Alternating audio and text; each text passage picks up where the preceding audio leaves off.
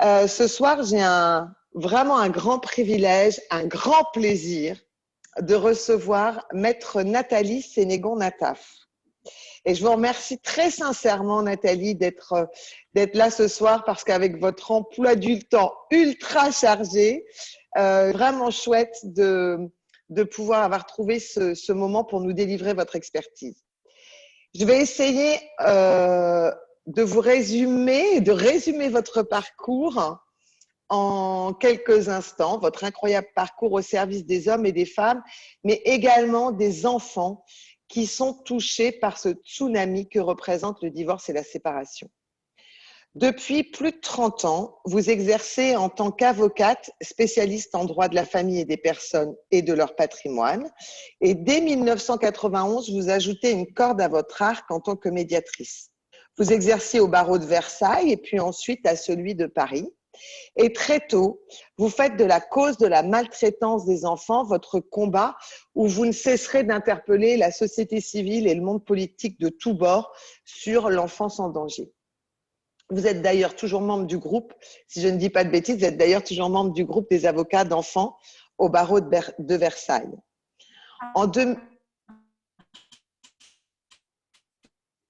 Je fais plus partie du groupe des avocats d'enfants, mais j'ai participé à la construction du groupe des avocats d'enfants, vous avez raison, dans les années 92-93. Merci de cette précision. Vous avez un parcours qui est tellement riche que pour moi, ça a été un challenge aujourd'hui de pouvoir vous présenter et vous présenter à ceux qui nous suivent vraiment en quelques mots, parce que l'important de ce soir, c'est vraiment qu'ils puissent vous entendre et entendre les merveilles de choses que vous avez à leur apporter. Alors, si je ne dis pas de bêtises non plus, en 2002, vous avez été aussi extrêmement consultée et active lors du changement de loi sur les bienfaits de la garde alternée, où vous plaidiez pour une autorité parentale conjointe, soutenant les bienfaits du maintien d'une coparentalité responsable, toujours avec comme objectif principal l'intérêt supérieur de l'enfant. Vous êtes également auteur de plusieurs ouvrages qu'évidemment je conseille à tout le monde. Le premier serait, alors peut-être pas dans l'ordre, mais Séparation, c'est aussi leur problème, un guide vraiment sur les premiers secours pour une séparation responsable aux éditions Scrinéo. Et je crois que chez Aouva Édition, l'amour s'envole, les enfants restent, et il n'y a pas que toi qui divorce. En fait, depuis toujours, vous êtes à côté des familles. Et c'est pour ça que c'est une grande chance de vous avoir ce soir. Depuis toujours, vous êtes à côté des familles en difficulté et les couples en instance de divorce afin de leur éviter des procédures contentieuses lourdes et coûteuses. Vous accompagnez ces cellules familiales plongées dans le conflit et les batailles pour les aider à trouver une solution amiable. Aujourd'hui, vous vivez avec votre famille en Floride. C'est pour ça que vous voyez une différence de lumière entre chez nous en France et où se trouve Nathalie, où vous continuez à accompagner, soutenir et faire profiter de votre savoir-faire chaque homme et femme touchés par le divorce. Vous êtes également l'un des directeurs de la National Association of Divorce Professionals. Et puis, je crois qu'avoir résumé votre parcours et votre situation aujourd'hui, est-ce que j'ai oublié quelque chose, Nathalie? Non. Alors, j'espère que cette présentation permettra à chacun de ceux qui nous suivent de mieux comprendre la chance que nous avons ce soir de pouvoir vous entendre. Et vraiment, vraiment un énorme merci pour votre disponibilité et pour ce baptême du feu des webinaires dans le cadre des JDS. Vous allez intervenir deux soirs, le mardi et le mercredi et le jeudi des JDS pour animer deux conférences. La première, c'est de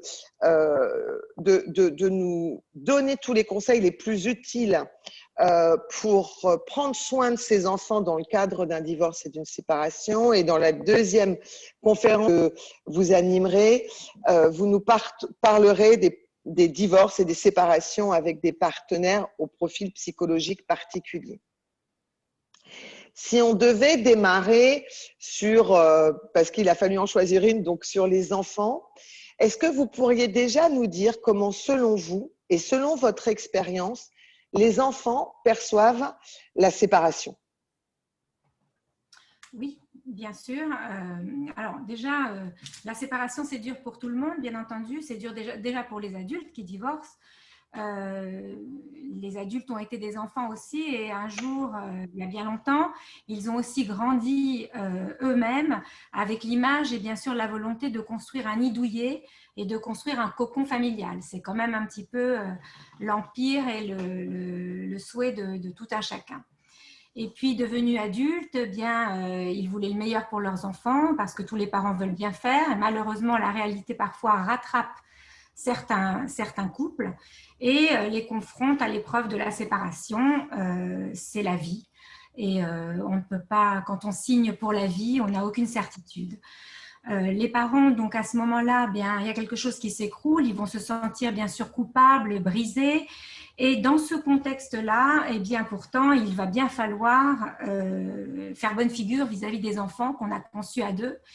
Et il va bien falloir annoncer la séparation aux enfants. Donc, c'est vrai que les adultes, dans la plus grande majorité, veulent toujours bien faire et en fait, ils sont à la recherche de conseils pour ce moment quand ils doivent annoncer aux enfants la séparation et comment l'annoncer, comment le faire au mieux, comment les protéger au mieux parce qu'il y a un vrai doute, il y a un vertige parce qu'ils ne savent pas vers où ils vont et qu'est-ce qu'il va advenir de leurs enfants. Et ça, c'est l'attitude des parents, c'est le questionnement des parents. Ils auront besoin de tout mettre en œuvre en fait pour passer certains messages aux enfants et c'est ça que dans mon métier et dans ce que je fais au quotidien quand je coach des familles ou quand je fais de la médiation. Aujourd'hui, je ne fais, comme vous l'avez dit, que de la médiation familiale et du coaching parental, de la stratégie de divorce pour aider justement les gens à accompagner cette période de leur vie puisque je suis avocat honoraire et que je n'exerce plus au barreau, ayant choisi vraiment d'être plus proche et de ne pas être partiale, d'être plus proche pour accompagner encore mieux, parce que c'était toujours ma vision des choses, accompagner encore mieux les familles. Donc la médiation m'autorise à faire ça, puisqu'on évite les procès, on évite la procédure, on évite la baston. Et ce que j'aime, moi, à savoir l'intérêt supérieur de l'enfant, prend tout son sens dans la médiation familiale parce que justement, on travaille pour le bien-être de toutes les parties autour de cette séparation. Alors, les enfants, bien sûr, au moment où les parents leur annoncent la séparation, le divorce, au-delà de tout ce que les parents peuvent raconter, pourront raconter et annoncer à leurs enfants, c'est comme si un enfant, son ressenti, c'est comme si on le coupait en deux, en gros.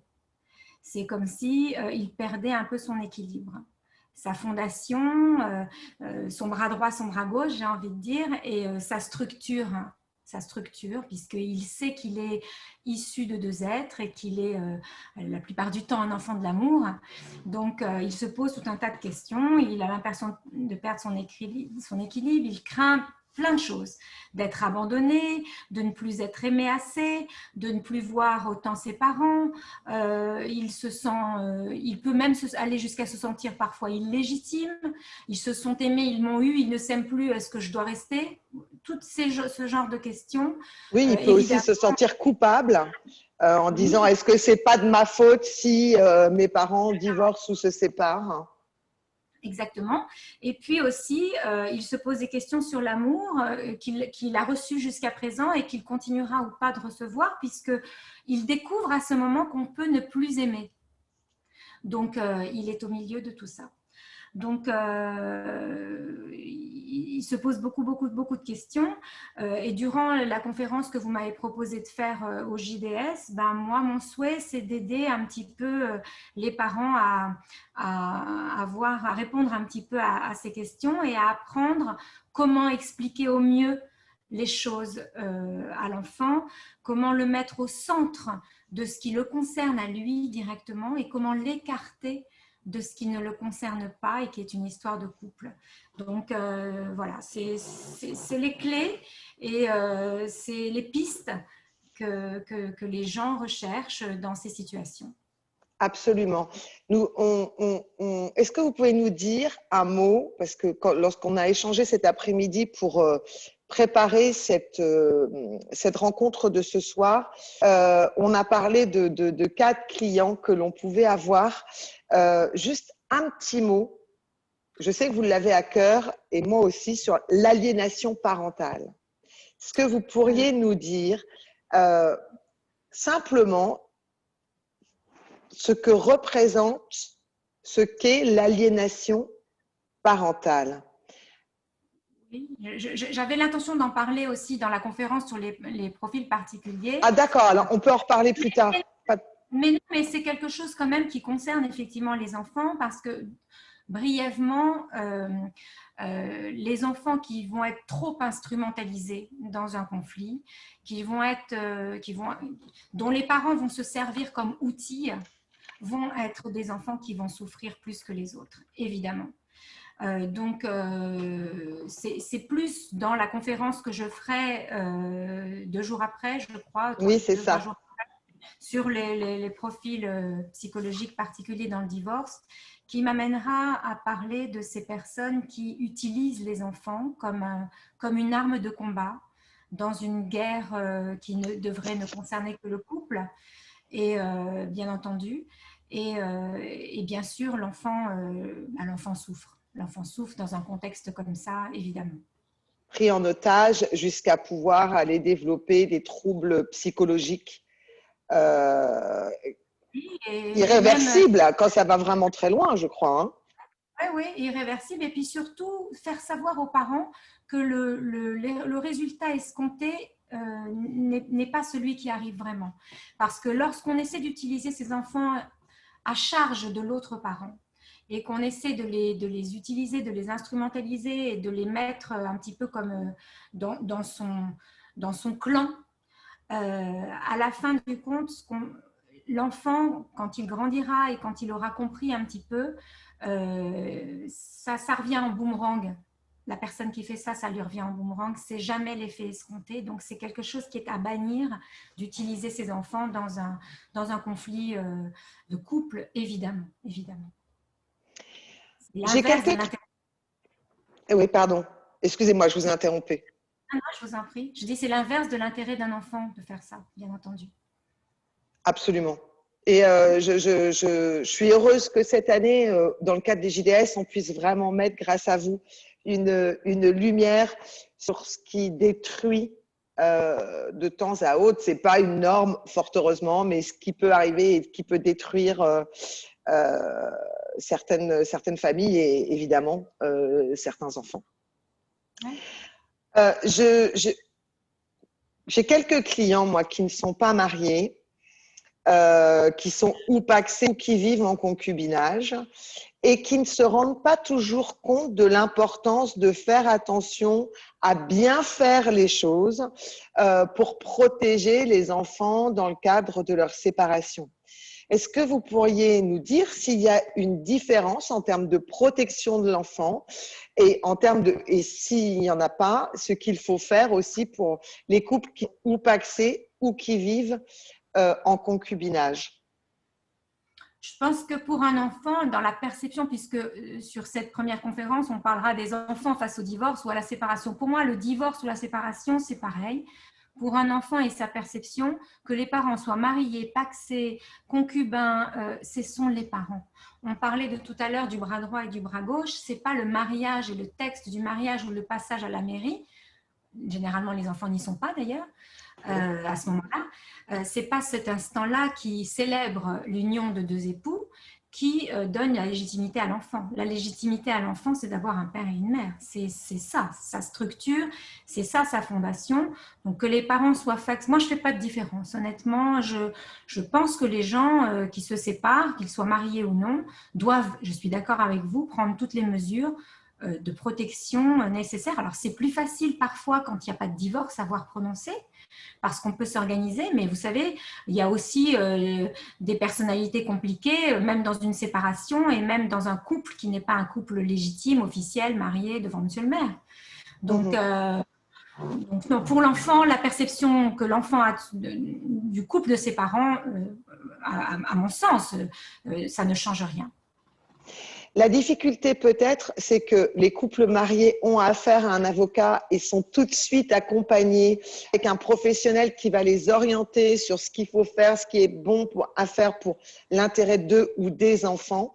Alors que pacsés ou vivant en concubinage, les gens sont parfois, pardonnez-moi l'expression, mais peut-être un peu plus livrés à eux-mêmes et avancent sur cette coparentalité un petit peu au petit bonheur la chance, alors qu'ils peuvent complètement aussi aller déposer, construire leur plan de coparentalité comme le ferait un couple de parents mariés. On le verra aussi dans la manière de l'annoncer. Il y a beaucoup de conférences dans le cadre des JDS sur ce sujet-là, mais de construire ce plan de coparentalité et de le faire déposer. Oui, mais je dois dire que pour les parents qui n'ont pas justement, qui n'ont pas l'obligation d'aller chez un avocat et d'entrer dans une bataille juridique, parfois aussi, pour rester positif, c'est bien aussi parce que justement, ils ne vont pas être motivés à la bagarre. Et moi, c'est ce que j'adore dans mon orientation professionnelle aujourd'hui, c'est que justement, j'évite le contentieux et connaissant bien le contentieux pour l'avoir pratiqué pendant 25 ans, mon premier conseil, toujours, hein, c'est de dire essayez d'éviter au maximum, d'alléger. Il y a tout un tas de choses qu'on peut régler avant et quand vous arrivez devant le juge, parce que après, si vous voulez, c'est comme si on donne son dossier à un magistrat qui n'a pas l'émotion, qui n'a pas le vécu de la famille, qui n'a pas l'histoire de la famille et qui va trancher dans le vif. Absolument. Donc, ça, une fois que les gens le comprennent, et alors parfois les gens qui ont choisi justement de ne pas être mariés officiellement sont déjà des gens convaincus qui n'ont pas besoin de la structure légale en fait. Donc, j'aime bien aussi travailler avec des gens qui ne sont pas mariés parce que je trouve que le message parfois pour les enfants, on arrive à bien travailler focus sur l'enfant. Voilà, parce que dans les divorces conflictuels, souvent, il y a aussi le côté financier, il y a tout ce qu'on a construit au niveau du patrimoine de la famille. Et des fois, ça pèse presque plus dans le débat, malheureusement, ça c'est quelque chose que je regrette énormément, que l'intérêt supérieur de l'enfant. De l'enfant, absolument. Toujours sur ce sujet, peut-être une dernière question, parce que le temps file et que je ne veux pas non plus vous prendre trop de temps sur votre journée, mais est-ce que vous pourriez nous dire un mot sur la raison ou les raisons pour lesquelles les parents ont du mal à parler de leur séparation aux enfants? Je pense que, comme je disais au tout début, ils voulaient le meilleur pour leur enfant. Ils voulaient le meilleur pour leur enfant, donc c'est un peu avouer l'échec. Et un parent vis-à-vis de son enfant, je ne parle même pas des parents qui sont dans la séduction, parce que ça, c'est pas bien d'être dans la séduction avec ses enfants, mais quand on est parent, on a besoin quand même de rassurer son enfant, que l'image de parents soit une image solide, forte, construite. Donc, je pense que c'est avouer un échec et ça les renvoie parfois aussi, par rapport à leur histoire personnelle, à l'échec de leurs propres parents, famille ou autres. Et donc, il y a quelque chose, il y a un moment un peu délicat. Mais lorsqu'on les accompagne et lorsqu'on les rassure, parce qu'il y a aussi des mariages qui sont très malheureux. Il y a aussi, si vous voulez, moi, je m'efforce à, comment dire, à déstresser un petit peu les couples qui parfois disent oui, mais moi, je ne voulais pas me marier, je ne voulais pas divorcer, je voulais rester mariée parce que mes enfants et tout ça. Mais il y a aussi des couples qui restent mariés pendant 30 ans, 40 ans et qui font subir ce mariage à leurs enfants. Parce que ce sont des couples qui se disputent, ce sont des couples qui se manquent de respect, ce sont des couples qui ne s'aiment pas et les enfants sentent mieux que personne l'amour et le désamour. Ça, c'est dans leur gène. Ils arrivent, ils sentent ça tout de suite. On ne sait pas d'où ça vient, mais c'est concret. Donc, faire subir un mariage qui est bancal à un enfant, c'est aussi un sacré challenge et c'est pas positif. Donc, ça m'amène à… Ouais, je trouve que vous avez complètement raison. Ça m'amène aussi à une réflexion sur les couples qui peuvent décider cette séparation après des mois ou des années de conflit, au moment où les enfants vont quitter le nid. et partir travailler, faire leurs études, construire leur vie. Là, il ne faut pas se tromper parce qu'un des sentiments souvent extrêmement vécus par ces jeunes adultes, vous resterez parents toute votre vie, mariés ou séparés, vous resterez le guide et le parent vraiment absolument toute votre vie. Et alors, ils prennent de plein fouet cette émotion de la trahison en se disant, il ou elle attend que papa ou maman attend que je parte pour aussi partir, mais c'est juste affreux et inenvisageable. C'est très difficile pour l'enfant. Moi qui ai souvent soutenu des enfants au tribunal pour enfants lorsque je plaidais pour eux, parce que j'étais avocat d'enfant, et j'ai souvent entendu que c'était horrible pour un enfant de sentir que les parents, la mère ou le père, souvent les mères, se sacrifiaient pour eux. Absolument. Déjà que les enfants naissent avec un lot de culpabilité parce qu'ils ont, ils ont de la gratitude, on leur a donné la vie, etc. Donc si en plus on leur dit qu'on s'est sacrifié toute notre vie pour eux, bonjour les valises, j'ai envie de dire. Absolument. Non, mais comme quoi, c'est aussi intéressant. Les gens croient bien faire, donc c'est aussi ça notre intérêt et notre objectif ce soir, c'est de pouvoir aller mettre des petites spotlights, des petites lumières sur des choses qui, grâce à notre expérience, grâce à votre expérience, permettent d'alerter. Un divorce, une séparation, je ne cesserai de le répéter, c'est que des gens font une transition de vie. On n'est plus sur la même longueur d'onde et on transite vers quelque chose de nouveau. Quoi, on ne sait pas, mais on a en tous les cas la volonté de transiter vers quelque chose de nouveau et s'accrocher à des croyances, voire des fausses croyances, comme on pouvait l'évoquer dans le cadre des parents qui décident que les enfants deviennent jeunes adultes pour pouvoir prendre leur décision de séparation, est peut-être une erreur. Et qu'à ce moment quand on y pense, il faut être stratégique, mais aussi stratégique émotionnellement pour le bien-être de chacun, de manière à faire le moins de dégâts possible. Exactement, absolument. Lors de votre conférence sur les JDS, sur ce sujet de la protection des enfants, qu'est-ce que vous souhaitez développer, d'aller plus en détail? Non, écoutez, si c'est pour parler des enfants face au divorce, je pense que c'est pour apporter des conseils aux parents, comment annoncer, comment expliquer à l'enfant qu'on l'aimera quand même et qu'il garde ses deux parents, comment le rassurer sur son statut d'enfant et éviter les amalgames que peuvent faire parfois les parents.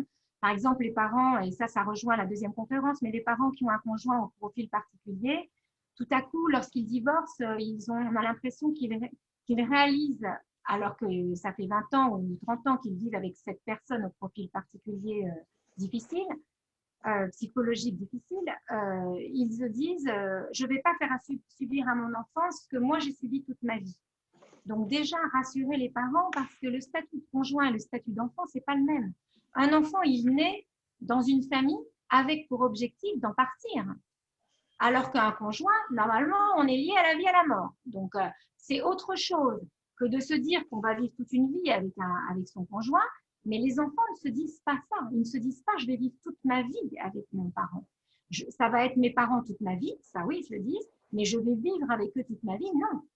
Donc, déjà, là-dessus, c'est quelque chose que les parents qui ont des craintes sur le conjoint, sur la personnalité du conjoint, c'est quelque chose, moi je travaille beaucoup avec eux pour les rassurer sur ce point-là et en leur disant, mais vous, ce que vous avez subi ça parce que vous êtes l'épouse ou l'époux. Mais les enfants analysent très très bien les parents, ils savent très bien à qui ils ont affaire. Ils sont très forts. C'est eux qui nous apprennent, c'est eux qui nous éduquent. Absolument. Absolument. Et puis, ils s'imprègnent tellement de ce qu'ils voient plutôt que de ce qu'ils entendent qu'ils s'auto-éduquent aussi énormément de cette manière-là.